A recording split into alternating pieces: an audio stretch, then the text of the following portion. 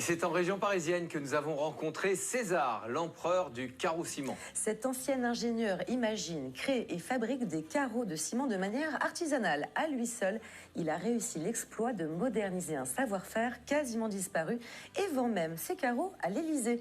Une réussite que nous présente Marjorie Lequet.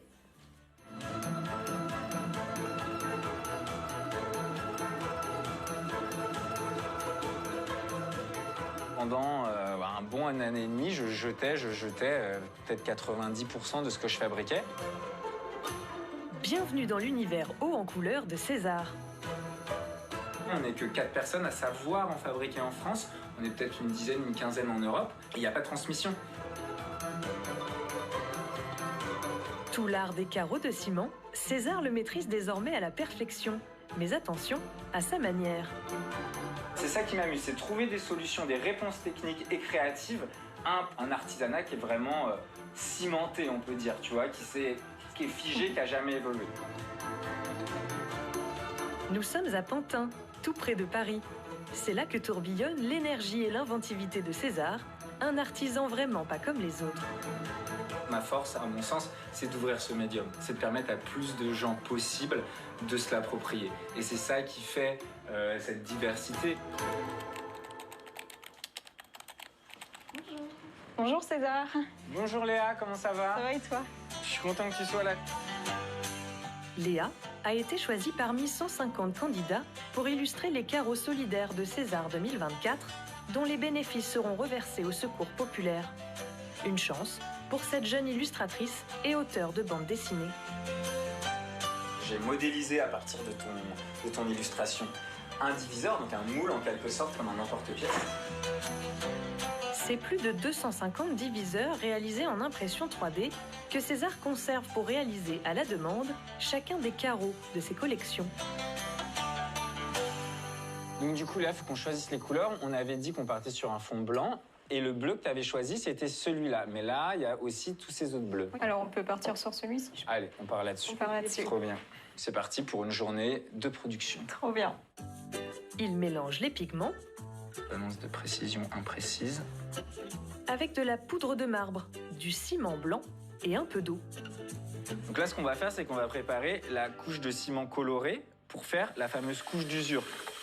Tu vas pouvoir marcher dessus pendant un siècle, le creuser, le motif il va rester parce qu'il est dans la profondeur. Donc là, une texture intéressante, on va mettre tout ça en bouteille. Place au mortier. Je vais mélanger du sable et du ciment que je vais mettre dans la bétonnière, qu'on va humidifier, encore une fois, parce que c'est l'eau qui fait durcir le ciment. Il y a 4 ans encore, César était ingénieur informatique dans les jeux vidéo. Rien ne le prédestinait donc à devenir artisan. Je suis tombé là-dedans juste en me demandant au départ comment c'est fabriqué ces trucs-là.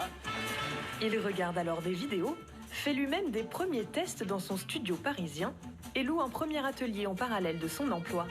Et puis, comme un engrenage, tu vas mettre un doigt, t'investis de plus en plus de temps, de plus en plus d'argent, de plus en plus d'honneur aussi, parce qu'au début, les gens autour de toi, c'est pas forcément la voie dans laquelle ils te voyaient aller. Ils ont pas forcément à t'applaudir, à dire bravo, c'est génial. Ils disent mais qu'est-ce que t'es en train de faire là? T'es ingénieur, pourquoi tu fais des carreaux de ciment? César parfait sa formation au Maroc.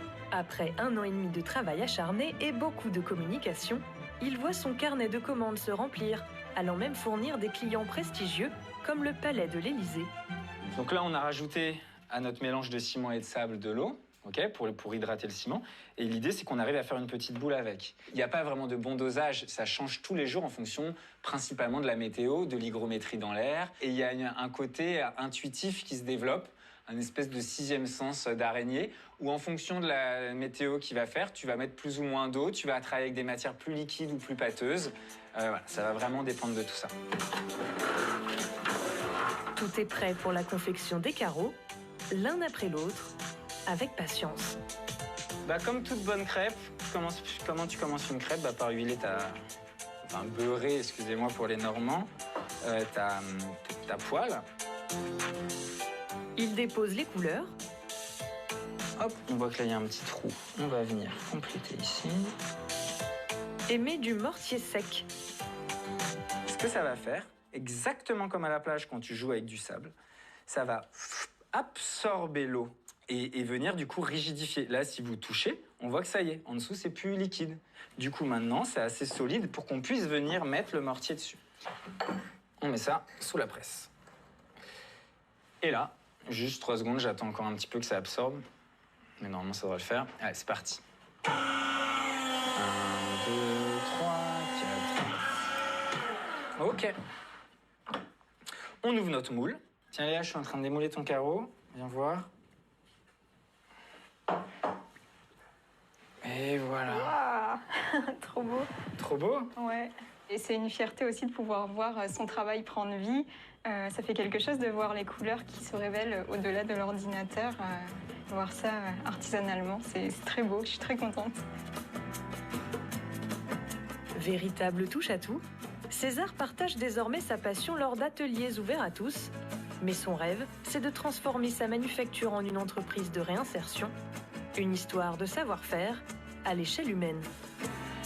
Et puis je suis super content parce que maintenant les gens s'intéressent beaucoup à mon travail. Donc je suis pas seul tous les jours à faire mes carreaux et à avoir des problèmes. Certes, j'ai ça, mais je rencontre tellement de gens, de designers, de particuliers et tout. Et donc du coup, ça met un sens incroyable à ce métier.